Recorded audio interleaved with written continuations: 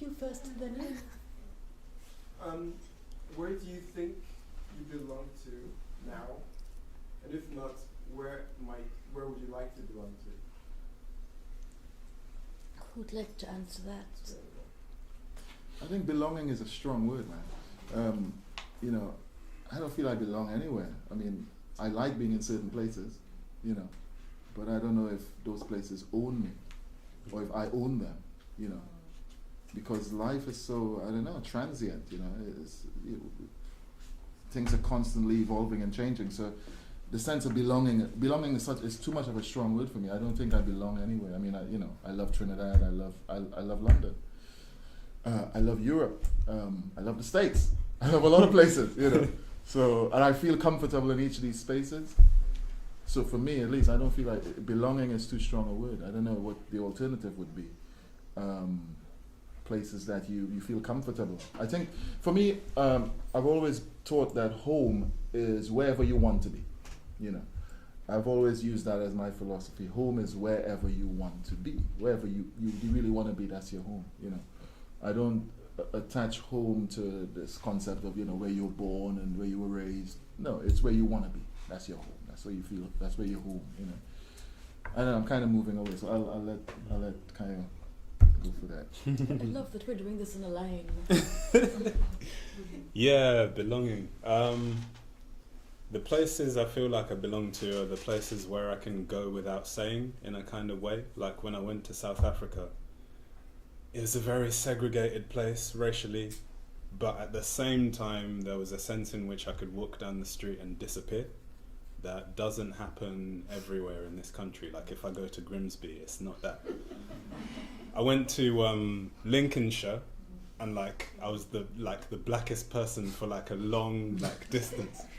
And I just asked this guy some directions, but because I was different, it was just like, what am I supposed to do here? Like a normal thing is happening, but this isn't normal, you're being here. So I don't know how to respond to this situation. So he just said nothing and carried on walking.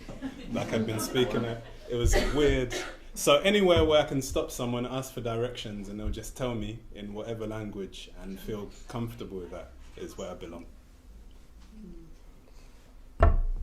Yeah, like I've definitely been asking myself that question because I realised that there's basically no country on earth, unless someone has an idea, where I'd fit in both racially. I'd be part of a racial minority, but also I could still be queer and out and not have too many problems there.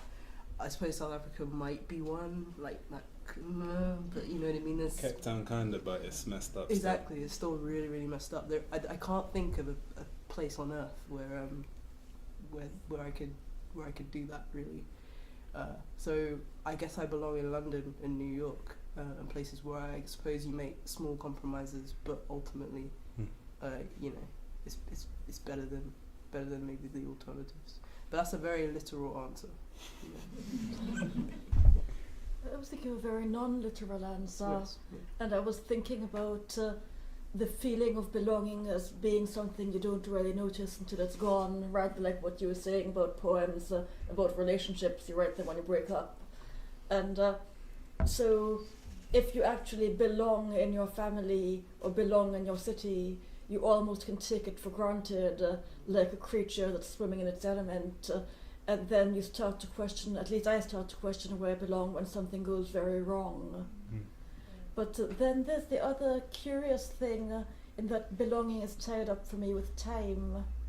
So there's a very fashionable way to be a writer, which is to migrate a lot, and there's nothing really wrong with it, but sometimes you wonder whether it's the same sort of literature with a something flavour, which is being produced for a particular kind of international market. And then whether there's a different sort of literature and a different belonging that happens if you can actually dig the same piece of garden every day for 5 years, or if you know what this happened to me with a friend in Norfolk, that he was buying feed for his chickens from the man who'd had a shop since the 1950s. And basically he had a picture of himself when the shop was new up on the wall, and he looked entirely unlike how he did now, but there's this peculiar your chicken-driven continuity to the whole place. So isn't that different? That sort of durational belonging? Wouldn't the literature from that